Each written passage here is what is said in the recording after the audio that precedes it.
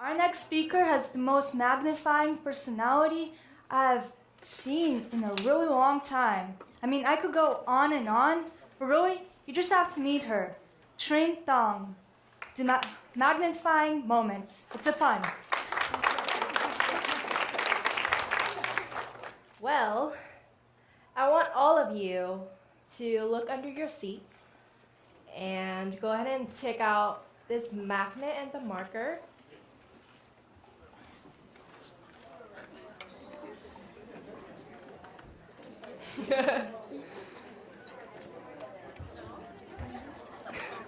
It's a puzzle.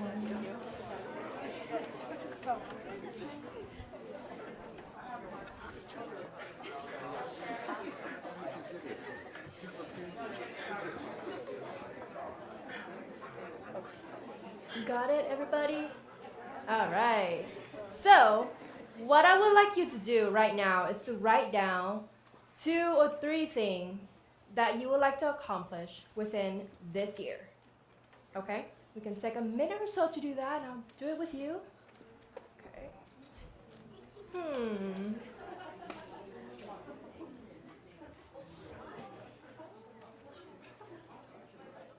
Text my mama.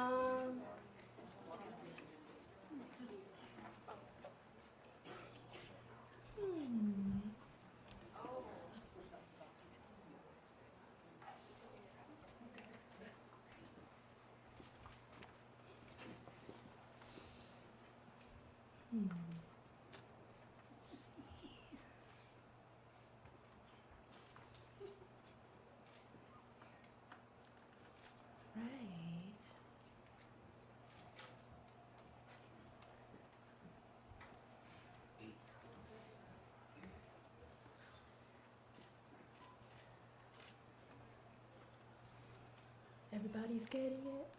Okay? All right. Still writing, some of you? Okay.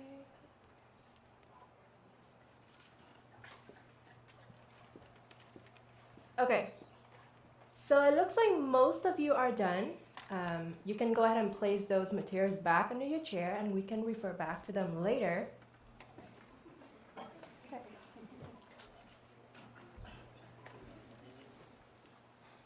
At this time, I would like to switch gears a little bit and bring us back in time to about 4 years ago. 4 years ago, I was a junior in high school. That was when I first attempted to commit suicide. Like many other juniors in high school, I was very overwhelmed with lots of peer pressure, whether it be about my grades, my GPA, my SAT scores, how many UCs and CSUs and private universities I got into, or even whether or not I got my license. Usually, I am not a grocery shopper, but on this beautiful, warm, sunny day of April of that year, surprisingly, I was. And I decided to tag along with my parents to the supermarket near my house after church one day. My dad parked the car, and we all started walking to the supermarket together. Halfway there, my gut was telling me something. It was something that felt so wrong. I stepped down onto the pavement right when a white van was approaching from my left side, and I stood there for seconds waiting for him to hit me.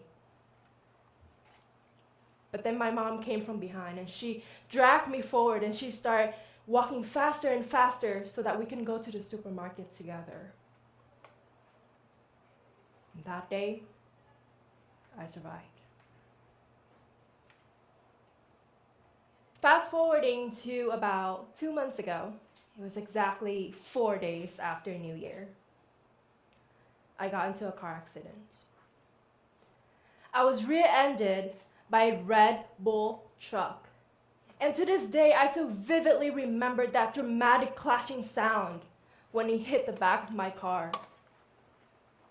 And in that moment, I started thinking about my family, my friends, my boyfriend who was in my passenger seat, and all those educational goals and professional plans that I had for myself. And I realized that it only took seconds for me to just stand there and watch everything start to fall down in front of me. Luckily, my boyfriend and I are not severely injured. The post-trauma is not an easy process. My boyfriend's still drinking Red Bull. But what was injured was the wall that I built around myself, around my heart, and around other people and things that were important in my life. And I'm glad that it hit me, because now I can live each and every single moment of my life appreciating every little thing that is in it. All these good mornings and good nights and random texts to my family and friends and coworkers and just smiles to strangers on the street, they all become more flavorful. And all those suicidal thoughts, well, they no longer invade my pursuit of happiness. If there's a message that I want all of you to be able to take away from today, is to know and to understand how worthy you are and how important you are in this life. And you can leave impacts and make difference in other people's lives as well.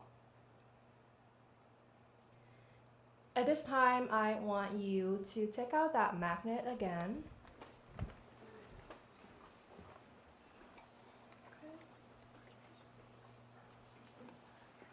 And in silence, I want you to answer this question. If I were to tell you that tomorrow is your last day on this earth, which of those 3 items would you do first thing tomorrow morning? Thank you. A really, really magnificent, magnetic, magnifying personality. You see what I mean now, right?